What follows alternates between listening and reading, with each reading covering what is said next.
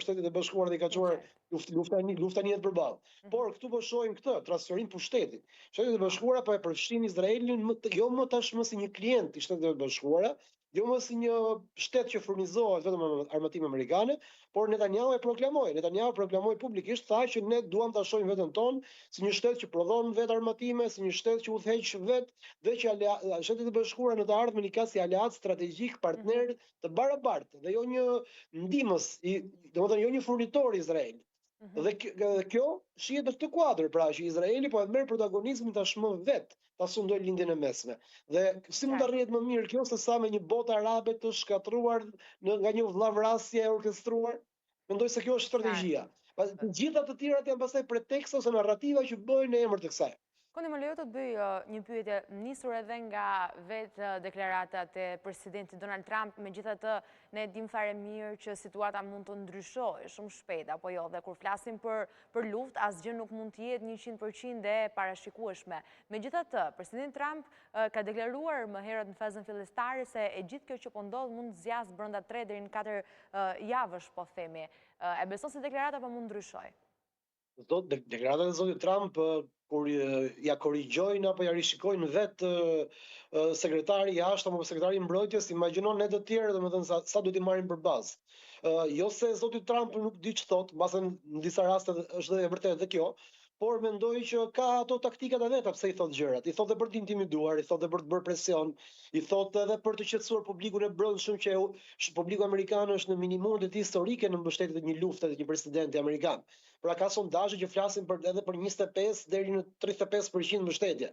Pra që është një minimum historik, mbase që nga koha e Vietnamit nuk ishte parë një mbështetje kaq e ulët ndaj një lufte. Sado pra që është veshur Irani me epitete si regjim ajatollash, islamistësh, terroristësh, që shtyp për popullin e tij që përgatit armën bërthamore. Pra amerikanët janë të lodhur nga luftrat, sepse kanë parë në çfarë meseleje i kanë çuar të gjitha vendet ku amerikanët janë përfshirë. Shif Afganistanin, Irakun, Vietnamin, Sirin, pra amerikanët hynë në luftë, po puna është dalja e tyre është shumë traumatike dhe lë pas nesh qametin, pra kjo është moto që duket se udhëhiqet. Dhe prandaj nuk e duan më, pra duan që të fokusohen te problemet e brendshme, te problemet e migracionit, problemet e sigurisë, te problemet ekonomike, financiare dhe të punësimit. Kështu që dhe bërthama e ngurtë e fortë e Magas ja dha votat zotit Trump me idenë që ai të përqendrohej tek doktrina e çështjeve të brendshme të kontinentit amerikan. Ndërkohë që Befas Trump dukej se ishte i fokusuar te kjo.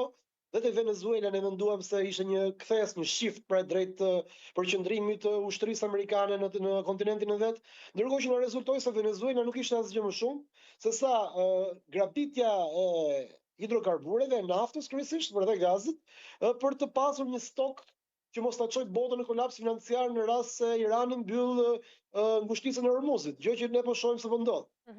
Pra, të gjithë ata që menduan, Kondi, po, përfundoje logjikën që mos ta të gjithë ata që menduan se ishte thjesht rrëmbimi një diktatori apo një narko lideri që furnizon djemt dhe vajzat e gjora amerikane me drogë i cili duhet rrëmbyer dhe çuar para drejtësisë.